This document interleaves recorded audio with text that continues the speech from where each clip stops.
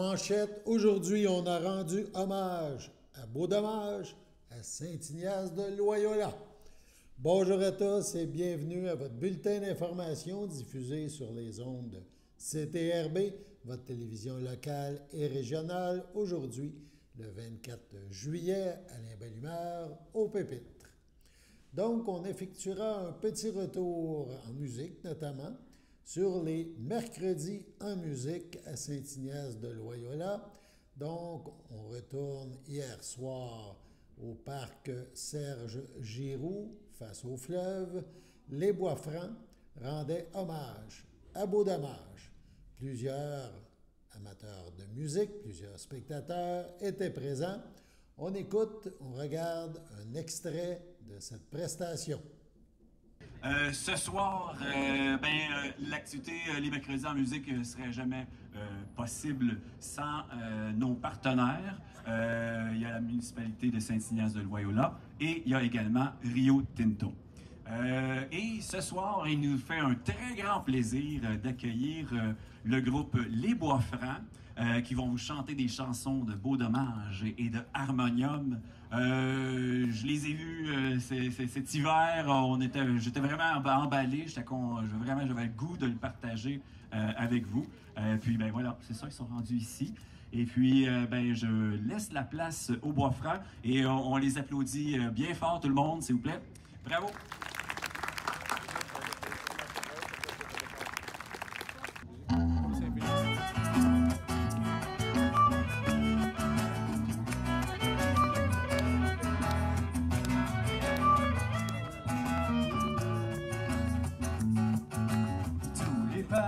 Tous les bananiers, ils vont pousser pareil quand je serai parti. Envoie chez nous, c'est l'été.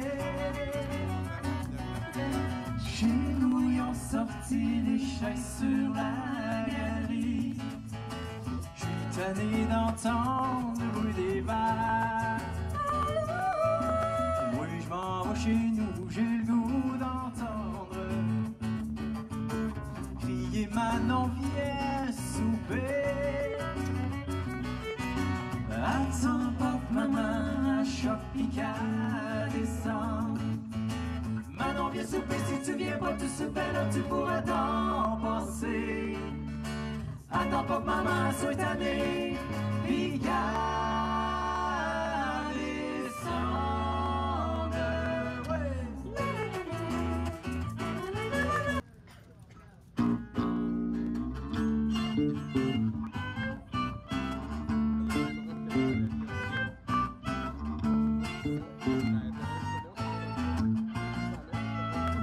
Soir d'hiver dans le Chinatown, on s'est promené devant les vitrines.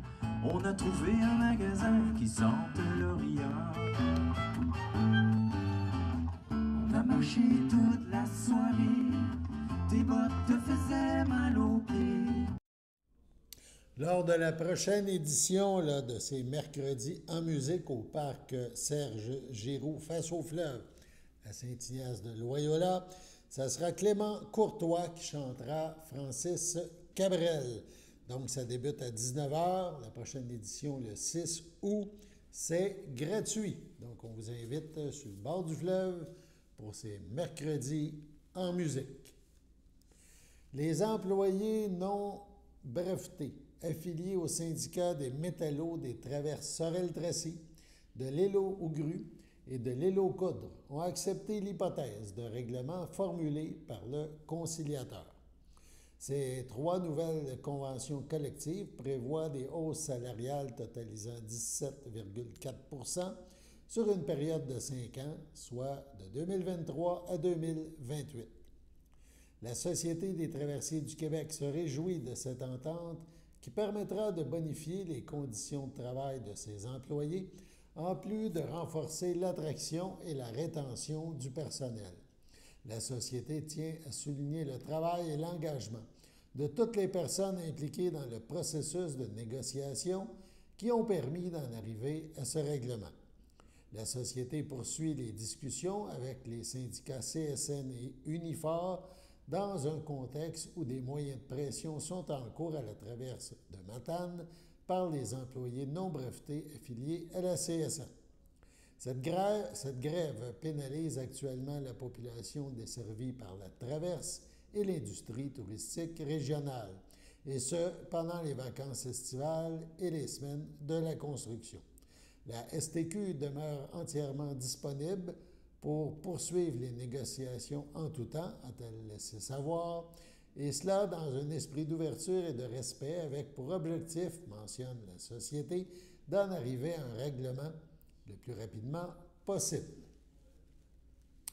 À l'occasion de la 32e Semaine nationale de prévention de la noyade, qui se tient du 20 juillet jusqu'au 26 juillet, donc on est en plein dedans, c'est sous le thème sécuritaire ensemble que le gouvernement rappelle l'importance de sécuriser les piscines résidentielles pour prévenir des noyades évitables. Dans ce contexte, il invite les propriétaires à s'assurer que leur installation respecte les normes en vigueur et à adopter des comportements préventifs. Entré en vigueur en 2010, le règlement sur la sécurité des piscines résidentielles prévoit des normes de sécurité pour les piscines résidentielles. Les propriétaires de piscines installées avant novembre 2010, ont jusqu'au 30 septembre 2025, donc ça approche, pour effectuer les ajustements requis. Toutes les autres doivent déjà être conformes aux règles. Afin de permettre aux citoyennes et aux citoyens d'identifier rapidement des ajustements à apporter à leur installation, plusieurs documents vulgarisant et illustrant les règles à suivre pour sécuriser leur piscine sont disponibles. D'ailleurs, dans le destiné aux municipalités, le gouvernement a récemment clarifié l'interprétation de certaines exigences du règlement.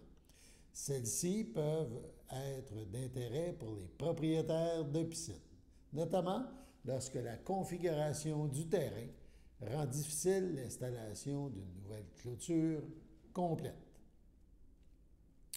On passe maintenant à une nouvelle sportive alors que la lutte au championnat NASCAR Canada est plus forte que jamais et que les pilotes de Payet Course Racing amorcent une séquence exigeante de 3 courses en autant de semaines, l'équipe trace le bilan de sa tournée dans l'Ouest canadien tout en gardant résolument les yeux rivés sur les prochaines épreuves du calendrier, épreuves qui seront déterminantes pour la suite de la saison. Victorieux à Edmonton et bien motivé à remporter un second gain consécutif à Saskatoon, Marc-Antoine Camiran a connu une excellente lancée dans l'Ouest. Éprouvant encore une fois un peu de mal à bien qualifier sa Camaro GM Payet Chevrolet Canada numéro 96, il a pris le départ de la 8e place lors de l'épreuve de 250 tours à Saskatoon mercredi dernier. Camiran est toutefois rapidement remonté aux avant-postes pour mener une chaude lutte pour la victoire lors des derniers tours de la course. Il a franchi le fil d'arrivée en première position, mais s'est vu attribuer une pénalité d'un tour pour un contact avec un adversaire, ce qui l'a finalement classé en 4e. Au terme du voyage dans l'Ouest, Camiran conserve une mince avance d'1 point en tête du championnat des pilotes NASCAR Canada. Pour l'autre pilote, Andrew Ranger, la dernière course s'est avérée plus complexe. Ranger mentionne « Nous avions réussi à sauver les meubles avec une 4e place à Edmonton et nous étions confiants. Après des essais promoteurs, des problèmes mécaniques ont affecté la performance de sa Camaro GM Payet Chevrolet Canada numéro 27. Il mentionne « J'avais des ratés vers la fin des essais et mon équipe Innovation Autosport a travaillé extrêmement fort afin de tenter de trouver et de résoudre le problème », a indiqué Ranger. Mais en vain, classé 10e en qualif, Ranger a connu des ratés dans la motorisation tout au long de l'épreuve et n'a pu faire mieux qu'une 8e place à l'arrivée. Ranger demeure toutefois confiant de rebondir rapidement et conserve les yeux sur un 4e titre en carrière. Andrew Ranger rajoute « Rien n'est encore joué. Je suis maintenant 4e au classement, mais il n'y a que le tiers de la saison qui est complété et d'importantes courses s'en viennent. » Et c'est dès ce week-end que Ranger et Camiran relanceront cette poursuite du championnat. La série NASCAR Canada se déplacera sur le circuit routier de Calabogie Motorsport Park, une piste encore méconnue de plusieurs pilotes. Camiran a pu y effectuer une journée d'essai le mois dernier et anticipe un défi de taille. La gestion des pneus sera cruciale, mentionne-t-il. Il faudra être intelligent tout au long de l'épreuve, a-t-il confié avant le départ pour l'Ontario. Pour Andrew Ranger, ce sera une première expérience sur ce tracé, toutes séries confondues. Le pilote de Roxton Pound mise sur les essais, la séance d'essais prévue vendredi et samedi pour trouver son rythme. Andrew a hâte de découvrir ce nouveau circuit. De plus, il lui faudra être attentif aux moindres détails pour s'adapter rapidement. Malgré les revirements des dernières semaines, les deux pilotes abordent avec détermination cette portion chargée du calendrier, avec une séquence de 3 courses en 3 semaines. La série se dirigera par la suite à l'Autodrome Chaudière à Vallée-Jonction le 2 août et au Grand Prix de Trois-Rivières les 9 et 10 août. 2 pistes où les pilotes de Payet Course Racing ont cumulé les victoires. Sur ce, allons à la pause. Votre station de télévision de Berthierville vous invite cordialement à son bingo hebdomadaire télédiffusé tous les samedis matins dès 9h30. Depuis longtemps, les fans de CTRB se divisent le joyeux montant de 600 $ chaque semaine à cette joute de bingo. N'oublions pas non plus le super bingo mensuel d'une cagnotte de 2000 $ que vous pourriez vous partager chaque premier samedi du mois. Un moment de fébrilité qui pourrait devenir payant pour plusieurs d'entre vous. Pour vous procurer ces fameuses cartes de jeu, les dépositaires participants sont à Berthierville, le dépanneur Formule 1, la station-service Arnois sur le boulevard Gilles Villeneuve, le marché IGA Extra Famille Mont-d'Or sur la rue Gabriel Brissette, le marché Métro Boucher sur la rue Notre-Dame et la pharmacie Proxime sur la rue Frontenac. À Saint-Ignace de Loyola, le dépanneur Proxy sur la rue de la Traverse, la boucherie Aldo sur le rang Saint-Michel. C'est donc un rendez-vous hebdomadaire chaque samedi matin à 9h30 sur les ondes de CTRB, votre télévision locale et régionale, celle-ci toujours en haute définition. Toute l'équipe de CTRB vous remercie de votre fidélité et vous souhaite bonne chance.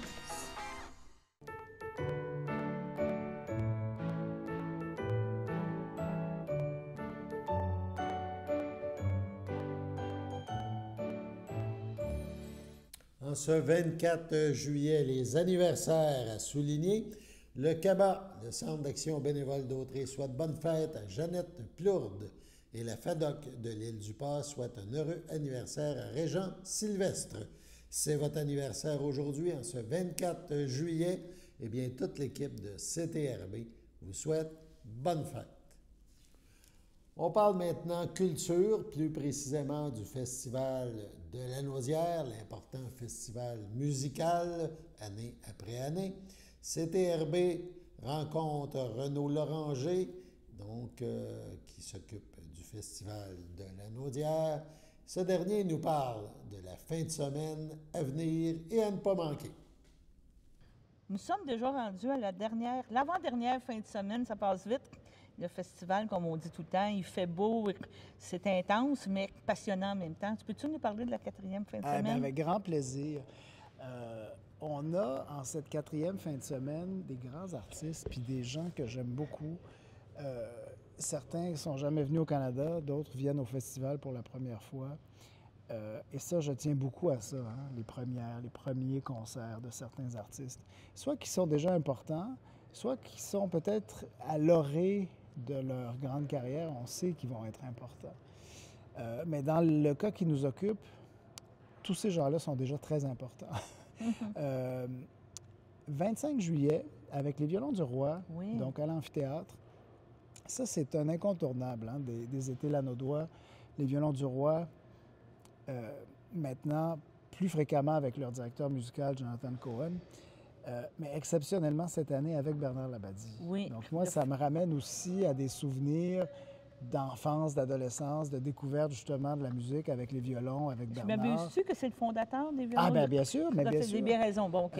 Et donc, Bernard est ici avec les violons, donc ce 25 juillet, avec une immense violoncelliste argentine qui s'appelle Sol Gabetta, qui a déjà joué au Québec, il faut le dire vite. Elle a joué au Québec quand elle était très, très, très jeune, alors que personne ne la connaissait, ça fait presque 30 ans. Dans l'intervalle, c'est devenu une des violoncellistes les plus importantes d'aujourd'hui. OK. Elle n'est plus venue en Amérique, pas seulement l'été, elle n'est plus venue en Amérique du tout depuis 2018. C'est sa première visite depuis 7 ans. Tu sais, des fois, tu me parles aussi de la mécanique de tout ça. Bien, on est toujours en contact, puis on se dit un jour on va l'avoir, un jour on va l'avoir. Puis là, d'un coup, oups, il y a quelque chose. Opportunité. Il y a une vraie opportunité. Elle a la possibilité de venir, elle donne quelques concerts aux États-Unis. Puis sur le chemin du retour, bien, elle s'arrête ici pour ce concert avec les violons. Donc ça, c'est vraiment merveilleux. Elle va jouer 2 concertos, un de Haydn, un de Carl Philipp Emanuel Bach. OK.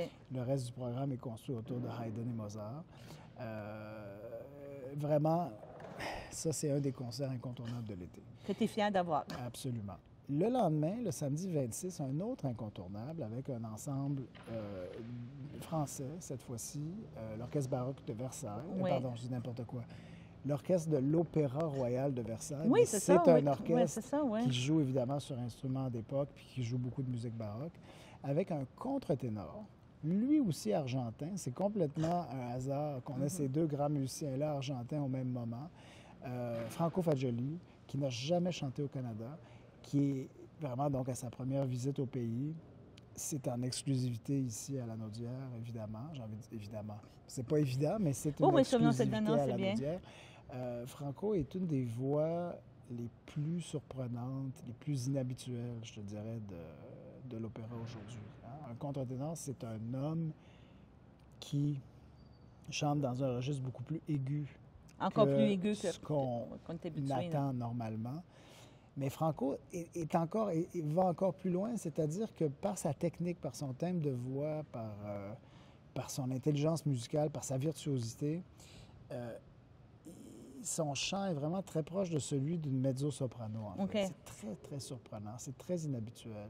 C'est complètement passionnant pour les gens qui aiment l'opéra parce que ça ressemble à rien. C'est très impressionnant aussi. Quand on parle du sport, de la musique, là, c'est très athlétique, c'est très virtuose aussi, dans la manière dont la musique est écrite, tout ça. Donc là, on est vraiment dans l'opéra italien du 18e, 19e siècle, avec des grands compositeurs, Rossini, Mercadante. En fait, quelques noms aussi, quelques compositeurs qu'on connaît moins, mais qui sont des contemporains, en fait, là, qui sont tous à peu près de la même période, fin 18e, début 19e.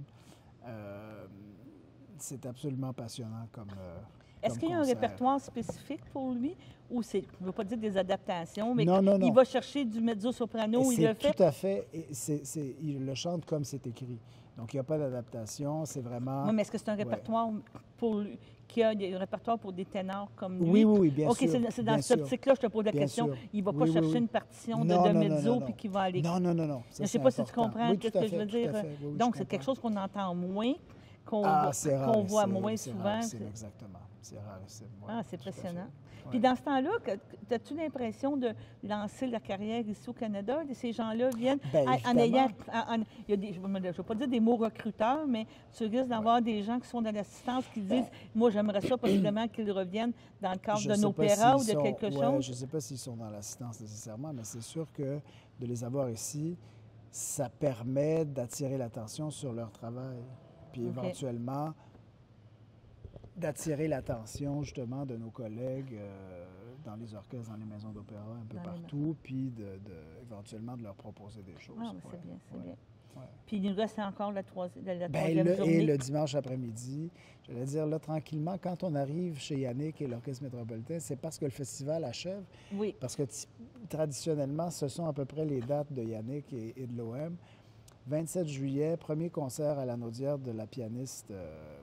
Yu Jawan, OK. encore une fois, une des très, très grandes vedettes de la scène classique aujourd'hui.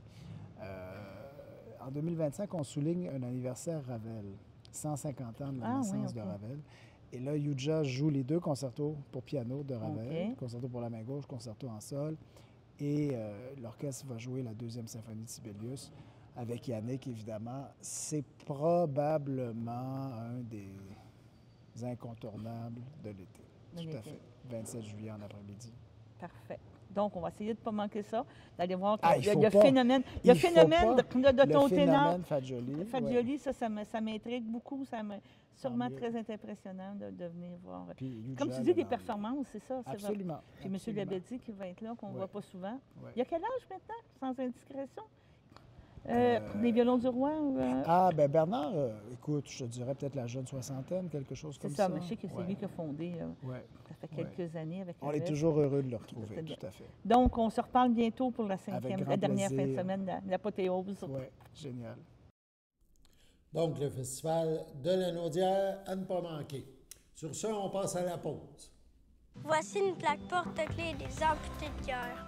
Quand vous utilisez une plaque porte-clés, vous protégez vos clés. Si vous les perdez, la personne qui les trouvera pourra appeler au numéro au dos de la plaque. Ou les déposer dans une boîte aux lettres.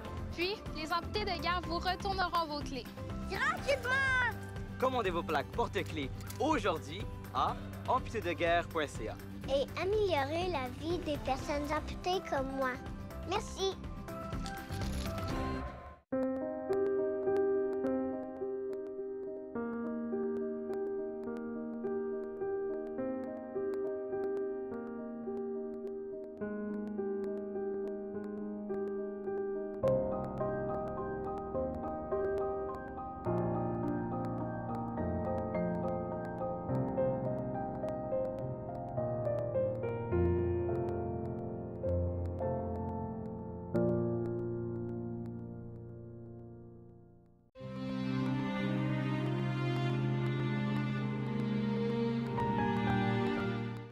Au CHSLD, le château à Berthierville, le 5 juillet dernier, à 84 ans, est décédé M. Pierre Lavallée, époux de Mme Denise Ducharme, demeurant à Berthierville.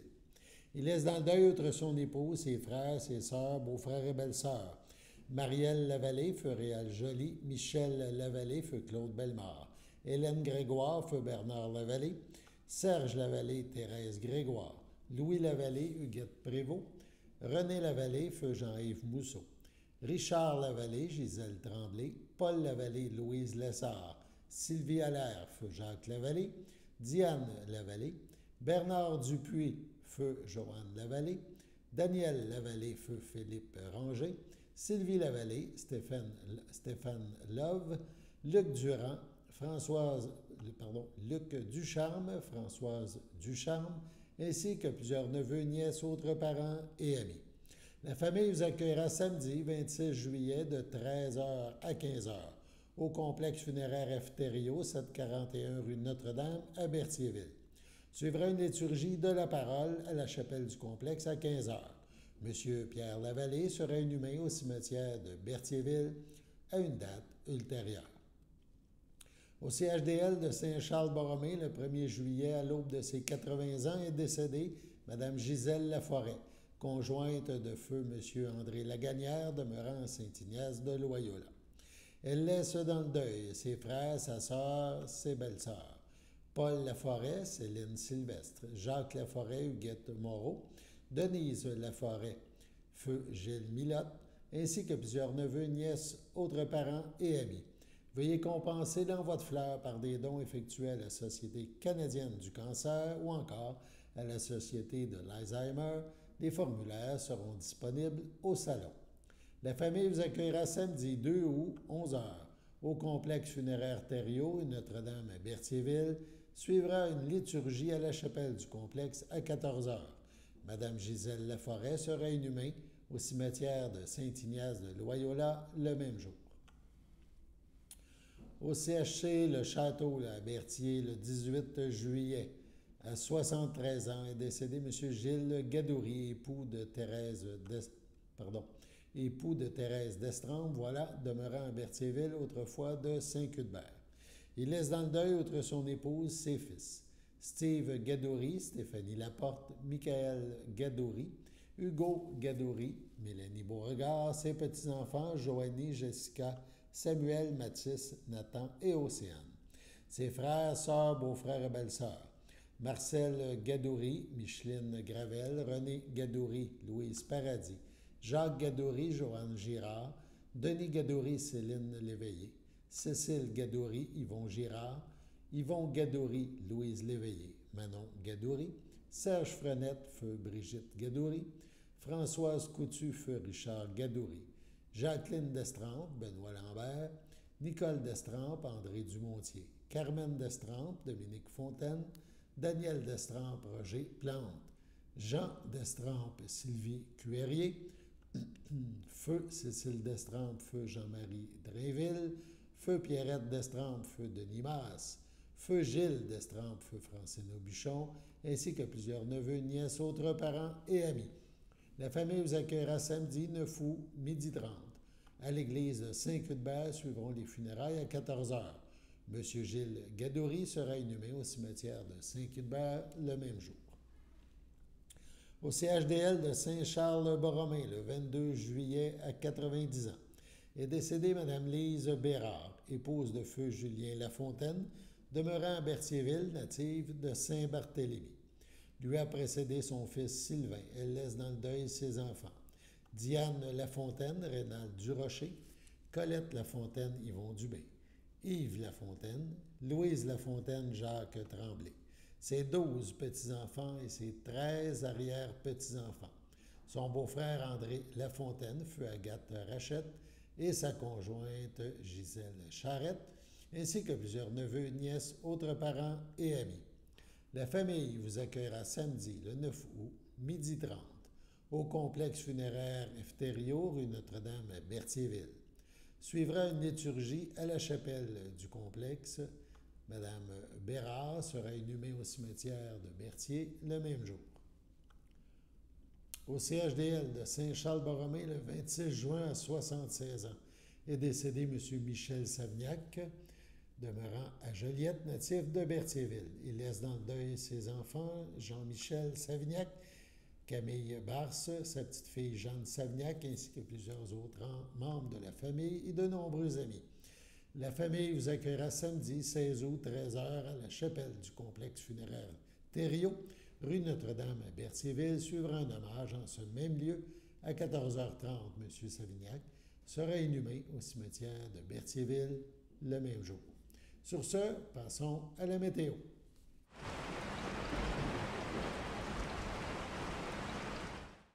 Bienvenue à votre météo avec Théo. Aujourd'hui, jeudi soir, il y aura une température de 29, un ressenti de 37 ainsi que des risques d'orage fort accompagnés de 1 à 3 mm de pluie. Pour jeudi nuit, il y aura une température de 22, un ressenti de 27 ainsi que des risques d'orage fort accompagnés de aussi 1 à 3 mm de pluie. Pour vendredi matin, il y aura une température de 22, un ressenti de 27 ainsi que des risques d'orage fort accompagnés de 5 mm de pluie. Pour vendredi après-midi, il y aura une température de 29, un ressenti de 36, ainsi que des risques d'averses accompagnés de 1 mm de pluie. Pour vendredi soir, il y aura une température de 25, un ressenti de 31, ainsi qu'un ciel dégagé. Et pour finir, vendredi nuit, il y aura une température et un ressenti de 16, ainsi qu'un ciel dégagé. C'était tout pour votre météo.